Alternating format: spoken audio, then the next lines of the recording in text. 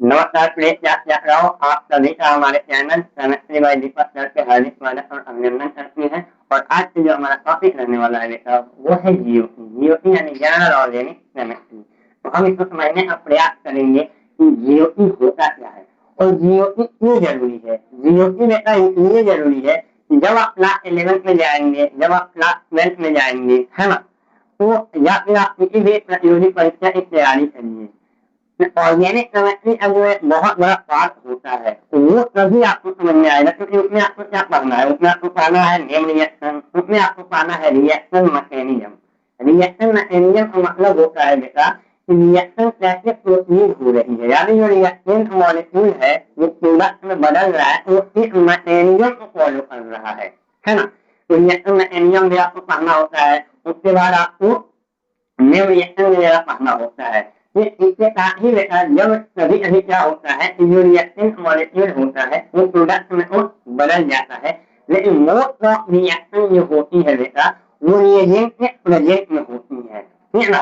तो उसमें क्या होता है कि जो रिएक्शन मॉलिक्यूल होता है वो डायरेक्टली प्रोडक्ट में न बदल के, जैसे कि आप ऐसे सिंपल भाषा में ऐसे समझिए, मान लीजिए आपको इलाहाबाद से दिल्ली जाना है ना। तो मान लीजिए डायरेक्टली कोई आपको गाड़ी नहीं मिल रही है तो आप क्या करेंगे, आप पहले यहाँ से कानपुर जाएंगे और फिर कानपुर से कहाँ जाएंगे, दिल्ली जाएंगे। तो यानी जो आप बीच में स्टेप ले रहे हैं ना, that is known as intermediate. when reactant molecule is converted into product, sometimes intermediate are formed, और वो इंटरमीडिएट जो होता है वो बेटा वो हाईली रिएक्टिव और वेरी शॉर्ट लिव होता है। कहने का मतलब ये है कि जो इंटरमीडिएट का फॉर्मेशन होता है वो बहुत कम समय के लिए होता है और हाईली रिएक्टिव होता है। तो अब मैं कुछ निकल लेता हूँ जिससे कि आपको क्लियर हो जाएगा।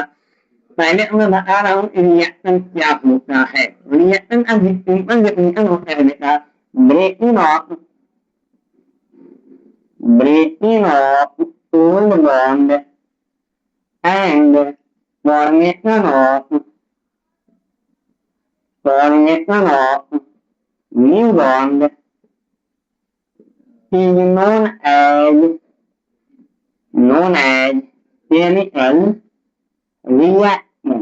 अब मैं आपको एग्जाम्पल देता हूँ उससे आपको समझ में आ जाए। लाइक हमने एग्जाम्पल ले लिया कि हमारे पास ए और बी है ना, एक्स और वाई है। ये क्या बना रहा है, ये बना रहा है ए एक्स प्लस बी वाई बना रहा है।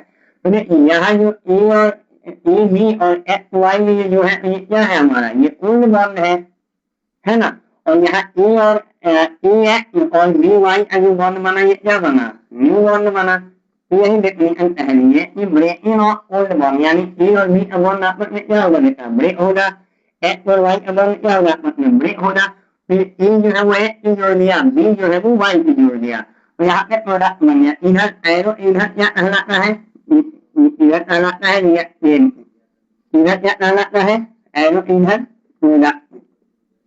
एरो ए राइट साइड क्या कहलाएगा प्रोडक्ट, लेफ्ट साइड क्या कहलाएगा रिएक्टेंट मॉलिक्यूल। तो बेटा कभी कभी क्या होता है कि जो रिएक्टेंट है वो नॉर्मली जो है प्रोडक्ट में बदल जाता है, लेकिन जो मोस्ट ऑर्गेनिक रिएक्शन होती है जो हम लैब में परफॉर्म भी करते हैं उसमें क्या होता है बेटा कि वो डायरेक्टली प्रोडक्ट में कन्वर्ट न होते वो बीच में क्या बनाती है, कुछ इंटरमीडिएट बनाती है। इंटरमीडिएट का क्या होता है, फॉर्मेशन होता है। इंटरमीडिएट बेटा इसकी जो प्रॉपर्टी होती है वो ये होती है कि ये हाईली रिएक्टिव होता है एंड वेरी शॉर्ट लिव होता है। वेरी शॉर्ट लिव मतलब बहुत कम समय के लिए बनता है लेकिन बहुत ही रिएक्टिव होता है और पढ़ना वो इंटरमीडिएट में कन्वर्ट हो जाता है प्रोडक्ट में। जो टाइप ऑफ इंटरमीडिएट होते हैं वो मेनली ये टाइप की होती है। अब ये जो आप ये टाइप इंटरमीडिएट पढ़ लेंगे ना तो चाहे आप नीट के पेपर में बैठे, चाहे आप जी नेट के पेपर में बैठे, चाहे आप किसी भी प्रतियोगी परीक्षा में बैठे, अगर आपको ये टाइप के इंटरमीडिएट के बारे में नॉलेज है तो मतलब आपकी नॉलेज बहुत तगड़ी है। वो कौन से होते हैं? पहला होता है सार्वभौमिकरण, दूसरा होता है सार्वजनीन, तीसरा होता है प्रीरेडिकल, चौथा होता है सार्वजनीन, पांचवा होता है नाइट्रीन और छठवां होता है benzene. These are intermediate. Clear? हम क्या करेंगे लेक्चर वाइज। आज क्लास में जाना है कि सार्वजनीन हो जाएगा तो हम नेक्स्ट लेक्चर में क्या करेंगे सार्वजनीन फिर प्री रेडिकल और ऐसे ही मैं प्रयास करूंगा कि आपको टेस्ट लाइफ की जो भी इंटरमीडिएट है वो मैं आपको कवर करा दूं साथियों के एप्लीकेशन।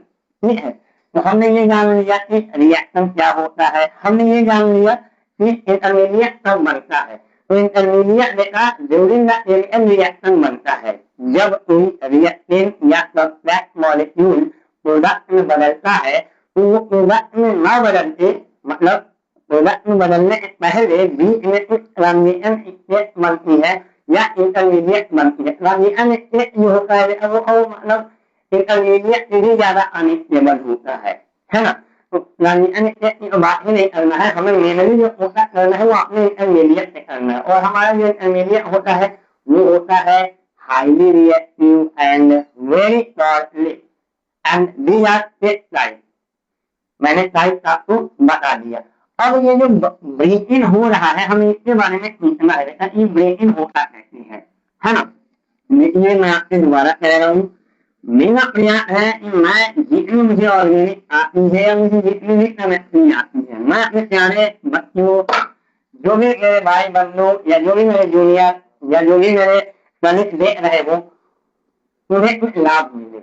मेरे पढ़ाने का केवल यही मतलब एक उपदेश है बेटा कि आप अगर मेरी वीडियो देख रहे हैं और अगर आपको केमिस्ट्री से डर लगता है मैं केवल डर को निकालने का काम करना चाहता हूँ। मैं ये नहीं कहता कि मुझे सब कुछ आता है, लेकिन मेरा ये प्रयास है कि मुझे जितना आता है उतना मैं आपका डिलीवर करता हूँ ईमानदारी से और ऐसे कॉन्सेप्ट को क्लियर करके हुए। ये मेरी पहली मतलब जो है पहली प्राथमिकता है आपके लिए। और अगर आप इस वीडियो को देखेंगे अपना कमेंट देंगे अपना जो है इसमें और प्यार देंगे मुझे भी ऊर्जा मिलेगी और मैं भी ऐसे ही लगातार आपके लिए मेहनत करता रहूंगा क्योंकि आपकी वजह से ही हम होते हैं। ठीक है, टीचर या एक सीनियर की अहमियत तभी होती है जब उसको देखने वाले उसको समझने वाले लोग हों। अगर आप देखेंगे नहीं तो फिर मेरे पढ़ाने का कोई मतलब नहीं है। चलिए आपने टॉपिक पे तो देखिए हम बात कर रहे हैं जो क्लीवेज होता है वो क्लीवेज कैसे होता है या बॉन्ड ब्रेकिंग जो होता है ना breaking of old bond and formation of new bond breaking कैसे होता है। तो बेटा जी ब्रेकिंग दो टाइप का होता है, बहुत प्यार से समझते चलते हैं। एक होता है बेटा हेट्रोलैटिक क्लीवेज और ये होता है बेटा जी होमोलैटिक क्लीवेज। जैसा कि नाम से ही समझ में आ रहा है कि हेट्रो मतलब इसको क्लीवेज और फ्यूजन भी बोलते हैं। फ्यूजन मतलब क्या है ब्रेकिंग, फ्यूजन बोलिए ब्रेकिंग बोलिए क्लीवेज बोलिए सब सेम है सब बराबर है। तो एक होता है बेटा हेट्रोलैटिक और एक होता है होमोलैटिक। हेट्रोलैटिक में क्या होता है कि इसमें होता है बेटा कि unequal distribution of electron during the chemical reaction। अगर डेफिनेशन ना समझ में आ रही हो मैं अभी आपको समझाने का प्रयास करूंगा। और होमोलैटिक का मतलब होता है बेटा इक्वल डिस्ट्रीब्यूशन ऑफ इलेक्ट्रॉन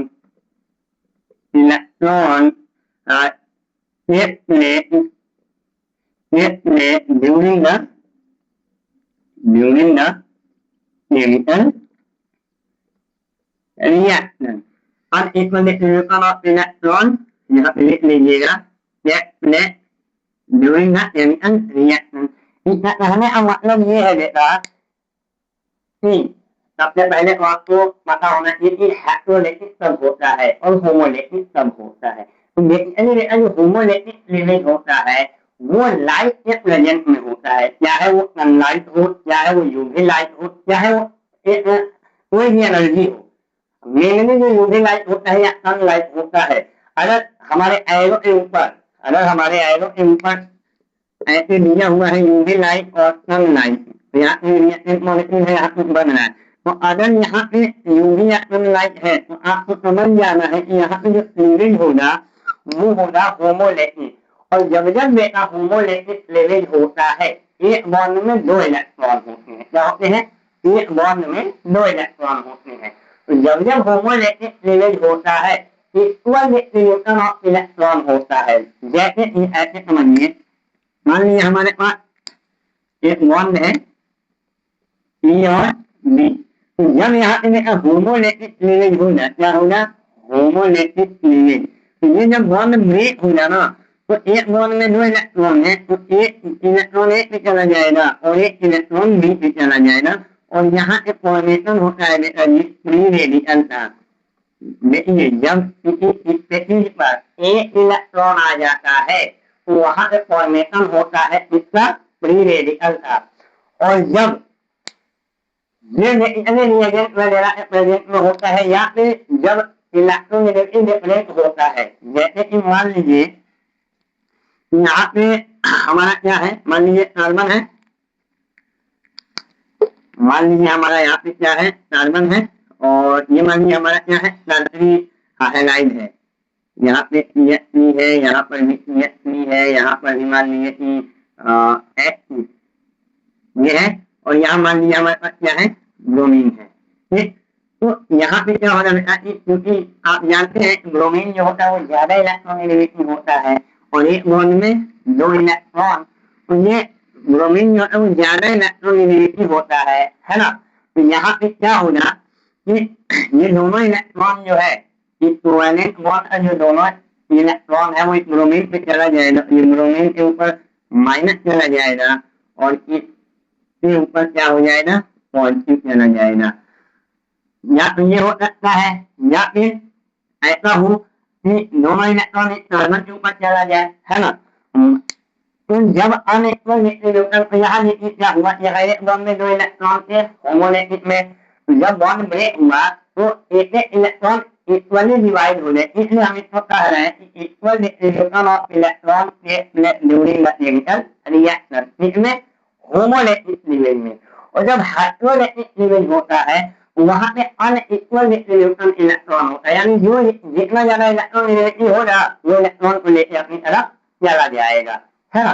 तो इस कंडीशन में जब कार्बन के ऊपर पॉजिटिव आता है तब फॉर्मेशन होता है कार्बोकेट आयन का। और जब कार्बन के ऊपर क्या हो, नेगेटिव चार्ज आ जाए, तब हम वहां पे क्या पाते हैं, कार्बन आयन।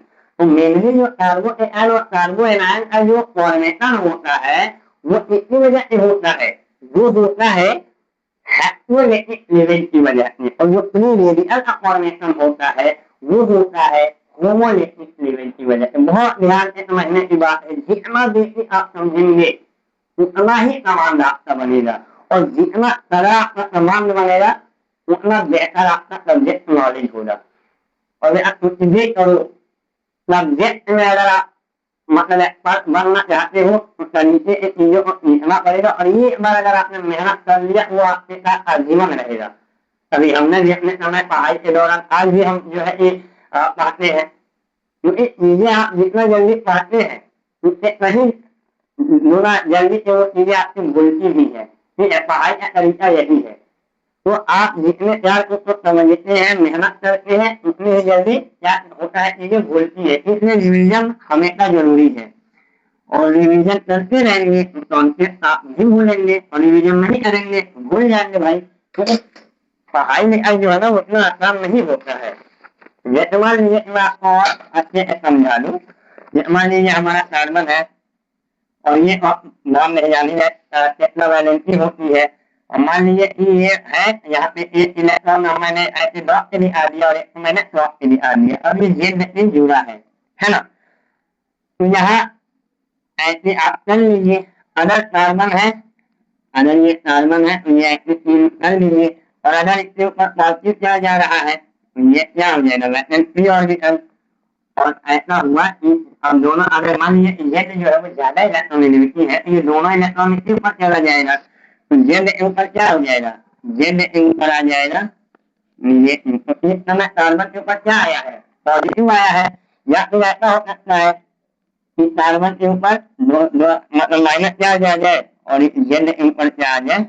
और जेड मतलब तो ये ग्रुप है, परेशान होने की जरूरत नहीं है। जेड का मतलब है कि अगर मान लीजिए कि ये जो जेड है वो ज्यादा इलेक्ट्रोनेगेटिव है, तो इलेक्ट्रोनेगेटिव लेवल यही कहता है कि ये अनइक्वल लेवल ऑफ इलेक्ट्रॉन करता है। यानी अगर जेड ज्यादा इलेक्ट्रोनेगेटिव है तो दोनों इलेक्ट्रॉन इसके पास चला जाएगा, है ना। तो तब ये एक तरीके से इधर बन जाएंगे और ये अमीर बन जाएंगे, मतलब इनके पास इलेक्ट्रॉन की कमी हो जाएगी। और जब इलेक्ट्रॉन की कमी होती है तो कार्बोकेटायन का फॉर्मेशन होता है, और जब नंबर ऑफ इलेक्ट्रॉन ज्यादा हो जाते हैं तो कार्बोनाइन का फॉर्मेशन होता है। या फिर ऐसी कंडीशन हो ये जो लेस इलेक्ट्रोनेगेटिविटी हो, जब ये लेस इलेक्ट्रोनेगेटिविटी होता है ये जो बॉन्डेड इलेक्ट्रॉन है वो कहाँ चले जाएंगे, इस कार्बन से चले जाएंगे। जब दोनों इलेक्ट्रॉन एक कार्बन से चले जाएंगे तब बनेगा क्या, कार्बेनाइन। क्लियर है, चलिए। तो चाहे कार्बोकेटायन बने चाहे कार्बेनाइन बने, ये दोनों ही कम बनता है जब आपका क्या होता है, हेक्सोलेटिक क्लीवेज होता है। और जब आपका होमोलेटिक क्लीवेज होता है तब यह फॉर्मेशन होता है किसका, फ्री रेडिकल का। आई होप मैंने आपको ये समझा दिया, समझाने में सफल रहा कि क्लीवेज क्या होता है, ब्रेकिंग या फ्यूजन सब एक ही है ना। अब हम अपने अगले टॉपिक पे चलते हैं कि जो हमारे मैंने बताया जो इंटरमीडिएट होते हैं, तो इंटरमीडिएट में जो पहला इंटरमीडिएट होता है वो होता है कार्बोकेटायन। तो कार्बोकेटायन की कुछ प्रॉपर्टी के बारे में हम पढ़ लेते हैं, है ना। भाई कैसे आप पहचानेंगे कि कार्बोकेटायन है, तो कार्बोकेटायन का जो पहला हम अपना इंटरमीडिएट चालू कर रहे हैं कार्बोकेटायन, तो जैसा इन नाम में ही क्लियर है कि main carbon carry positive charge, अगर पॉजिटिव चार्ज आ गया कैसे भी तो हम क्या बोल देंगे, कार्बोकेटायन बोल देंगे। इसका फॉर्मेशन कैसे होता है, मान लीजिए हमारे पास सल्फरी हैलाइड है, ठीक है, या मान लीजिए हमारा पास कोई भी हाइड्रोजन मिला है, क्लोरीन ब्रोमीन, ठीक है। जब ये बॉन्ड ब्रेक हुआ हाइड्रोलिक अगर ब्रेक हुआ तो यहाँ क्लोरीन के ऊपर चला गया, कार्बन के ऊपर पॉजिटिव चला गया, ये भी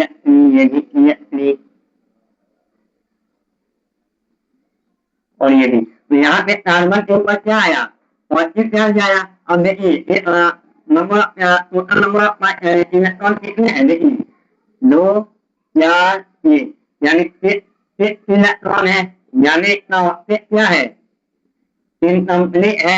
ऑक्टेट क्या है, इनकम्प्लीट है, यानी ये क्या है, इलेक्ट्रॉन डेफिशिएंट है, ये इलेक्ट्रॉन डेफिशिएंट है, यानी 3 सिग्मा है, तो 3 सिग्मा से हाइब्रिडाइजेशन क्या होता है, sp2 होता है। और जब हाइब्रिडाइजेशन sp2 होता है तो जो ज्योमेट्री होती है वो होती है ट्राइगोनल प्लेनर, क्या होती है, ट्राइगोनल प्लेनर। और उस समय जो हमारा बॉन्ड एंगल होता है वो होता है 120 डिग्री। ठीक है, ये कुछ बेसिक इंफॉर्मेशन है जो एक कार्बोकेटायन के बारे में होता है, ठीक है। तो कार्बोकेटायन का मतलब क्या है कि इलेक्ट्रॉन की कमी होगी, है ना, उसका ऑक्टेट कंप्लीट नहीं होगा। आप देख लीजिए ना, जब ये एक बॉन्ड में 2 इलेक्ट्रॉन है तो क्लोरीन में हमें ज्यादा इलेक्ट्रॉन है कार्बन की, वो दोनों इलेक्ट्रॉन को अपनी तरफ ले लिया, यहाँ देन नेगेटिव आ गया, यहाँ देन पॉजिटिव आ गया। और जब कार्बन के ऊपर पॉजिटिव चार्ज आ जाता है यानी कार्बोकेटायन का फॉर्मेशन हो जाता है। तो बेसिक नॉलेज क्या है, बेसिक नॉलेज यही है कि भाई ये इलेक्ट्रॉन होता है, ऑक्टेट इनकम्प्लीट होता है, इलेक्ट्रॉन डिफिशिएंट होता है। तो जो कार्बोकेटायन होता है वो लुईस एसिड की तरह भी बिहेव करता है। You know that Lewis acid are those acids which have deficiency of electron, ठीक है, ऐसे स्पीशीज जिनके पास इलेक्ट्रॉन की कमी होती है वो लुईस एसिड होती है, ठीक है। तो अगर 3 सिग्मा है तो sp2 हाइब्रिडाइजेशन होगा, sp2 हाइब्रिडाइजेशन होगा तो ट्राइगोनल प्लेनर होगा ज्योमेट्री, और बॉन्ड एंगल कितना हो जाएगा जी, 120 हो जाए। यही कुछ इंफॉर्मेशन है हमारा किसके बारे में, कार्बोकेटायन के बारे में। आगे से मुझे लग रहा है जब आपको कार्बोकेटायन के बारे में दिक्कत नहीं होने वाला है ना। तो ये सब तो देखिए अगर इलेक्ट्रॉन डेफिशिएंट होगा तो वो कैसा बिहेव करेगा, वो बिहेव करेगा इलेक्ट्रोफाइल की तरह। देखो इलेक्ट्रोफाइल का मतलब समझिए, इलेक्ट्रोफाइल का मतलब होता है कि दो deficiency of electron harmonise electrophile, है ना, जिनके पास इलेक्ट्रॉन की कमी होती है वो ऐसा बिहेव करते हैं इलेक्ट्रोफाइल की तरह। और दो विच है मोर number of electron harmonise nucleophile. Nucleophile की बात हम आगे करेंगे, फिलहाल हम कार्बोकेटाइन जो हमारा पहला इंटरमीडिएट है वो हमने कवर कर लिया है, क्या है हमारा कार्बोकेटाइन, ठीक है। और बाकी देखिए तो यही है, अब इतना ऑर्डर होता है, आप वो भी लिखना चाहे तो लिख सकते हैं। कार्बोकेटाइन का एक स्टेबिलिटी ऑर्डर होता है ना, वो भी आप लिख सकते हैं। वो ये होता है, वो होता है बेटा जो सबसे ज्यादा स्टेबल कार्बोकेटाइन होता है वो होता है नंत्री वाला, उसके बाद इंद्री वाला, यानी ये जो मिसाइल रिप्लेस हो गया हाइड्रोजन की, और मान ये वाला भी मिसाइल रिप्लेस हो गया हाइड्रोजन के, तो ये हमारा क्या हो गया, ये हमारा टर्शरी कार्बोकेटाइन हो गया, ये हमारा सेकेंडरी कार्बोकेटाइन हो गया, ये हमारा प्राइमरी कार्बोकेटाइन हो गया। और ये जो केवल मिसाइल के ऊपर प्लस चार्ज ये हमारा क्या हो गया, मिसाइल हो गया। तो जो कार्बोकेटाइन का स्टेबिलिटी ऑर्डर होता है वो होता है टर्शरी, सेकेंडरी, प्राइमरी। स्टेबल ज्यादा है, रिएक्टिव कम होगा। हमेशा याद रखना रिलेशन समझने में कि अगर कोई चीज स्टेबल ज्यादा है तो रिएक्टिव कम होगा, और रिएक्टिव ज्यादा है तो स्टेबल कम होगा, है ना। तो सबसे ज्यादा जो हमारा कार्बोकेटाइन स्टेबल है वो कौन सा है, टर्शरी, फिर सेकेंडरी, फिर प्राइमरी। अच्छा, टर्शरी सेकेंडरी प्राइमरी पहचान पाते हो ना, देखिए ये मिसाइल है या एटाइल है, तो एटाइल यानी मिसाइल और मिसाइल यानी ये सब क्या होते हैं, ये सब एल्कली ग्रुप होते हैं, ठीक है। तो एल्कली ग्रुप भी हमको बताते हैं। अब यहाँ पे एल्कली ग्रुप कितना है, 1 2 3, तो ये क्या हो गया, टर्शरी हो गया, 1 2 तो सेकेंडरी हो गया, अगर केवल एक है तो क्या हो गया, प्राइमरी हो गया, और अगर एक भी नहीं है केवल हाइड्रोजन के है तो मिसाइल हो गया। तो ये हमारा है स्टेबिलिटी ऑर्डर। तो हमेशा क्वेश्चन में आता है राइट डाउन स्टेबिलिटी ऑर्डर या compare the stability order of carbocation. जब आप कार्बोकेटाइन के बारे में नॉलेज रखेंगे ना तभी आप उस क्वेश्चन को कर पाएंगे, है ना। तो आज के लेक्चर में इसी पे समाप्त करने वाला हूँ। आप इस लेक्चर को अच्छे से देखिएगा और अपना सुझाव इसमें और प्यार दीजिएगा, और अच्छा लगे तो लाइक शेयर सब्सक्राइब कीजिएगा। धन्यवाद।